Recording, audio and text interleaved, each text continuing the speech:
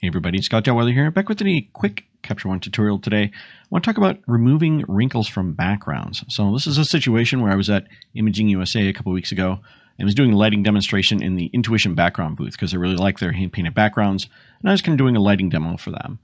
So we're on the trade show floor, there's a lot of people walking around, and I didn't really notice this background had a pleat in it, or kind of a wrinkle up here. And there's a few others throughout this. So in Capture One, I can actually go and fix that, and that's what I did here. So I just removed those. And I want to show you how I did that, because this technique is really handy for big creases like this, or I should say creases, but a wrinkle that's kind of significant, and you don't want to use a clone stamp or something else because there's a subtle texture here, and anything to do to this background is probably going to wreck it. So this is the technique I used to do that. So let's start over, and I'll show you how I got there. So the first thing I'm going to want to do is create a new adjustment layer. And it's just blank. And what I want to do is I want to increase my exposure by 1 on this layer. That means that anything that is on this layer's mask will show as an increase of 1 stop. So right now you don't see anything because this mask there's no mask on it. So if I click on this 3-button menu here, I can fill the mask, and you now see that everything is 1 stop brighter. Well, that's obviously not what I want. I want to be a little more strategic with it. So I'm going to undo that. And what I want to do here is I'm just going to grab my brush. And if I look at my brush settings, you see that my flow is set to 1. That's this one here. That means that over time, my brush will slowly add a little bit of information to this mask, eventually reaching 100% opacity. Some people like to play with opacity. I'm not a fan of opacity. I kind of think of opacity as the maximum amount that my brush is going to lay down at any time. So if I set to, say, 50% with a low flow of 1, that means eventually I'll reach half.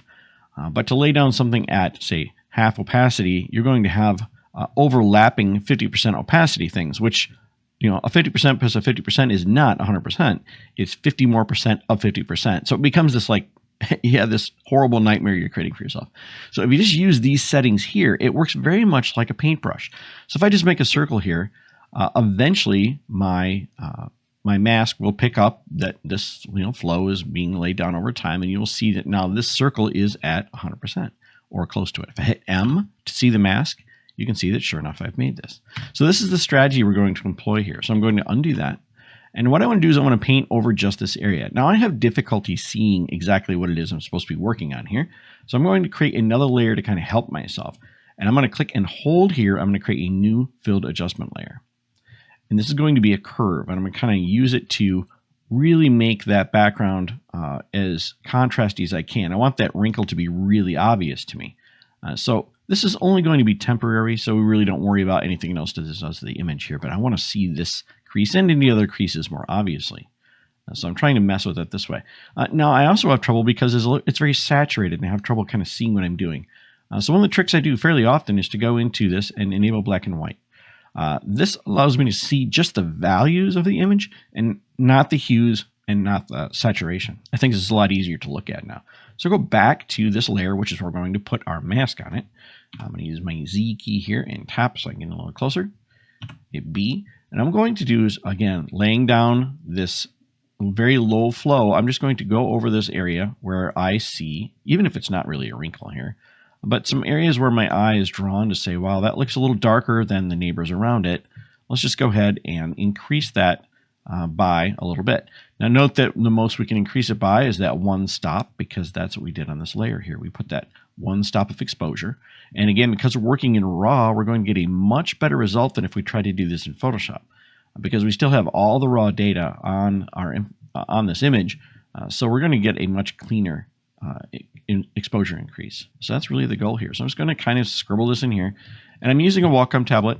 I don't use the pressure sensitivity on it at all, because I find that when I put the marker down, it's going to make a little pucker, or when I pick it up, it's going to do the same thing, and that's annoying, and I have to remove that somehow. So again, I'm just kind of making marks in here. So if I hit M to see the mask, you can see what I've done. Again, I'm just going to go and quickly, because I don't want to belabor this, you kind of get the idea, but we lay this down, and we can go back to this curve here, and I can move it around and make sure that I've got everything that I need to. Like, I would probably go ahead and address this up here a little bit as well, but that's the other direction. Like, I would go ahead and create one more layer and then darken this area here. to kind of make it, again, feel like there isn't something up here to draw my eye. But once I'm happy with this and I say, well, these all look pretty good, then I can zoom back out and I can remove this helpful layer here and then go back to my color and switch it off of black and white. So I have now a very quick way to remove wrinkles from backgrounds and things. Again, this is really handy. I use this a lot, even on, say, wedding dresses and things like that. I try and steam any materials that are brought into the studio, but every so often you have something that's big and you just can't take it and remove those little things. Now, obviously, it's impractical to use it to remove things like wrinkles on the chair here, but you could still remove some of these pretty large ones, or at least minimize them so they don't draw your eye. We don't need to achieve perfection here, but this tool might be handy for situations where you're running into this and you're like, wow, that is just a really great trip. Thanks for that, Scott. But anyway, that's why I'm posting it, so you guys can take a look at it and see if it's helpful for you. So that's all I had for today. Everybody take care, stay safe, and I'll catch you next time.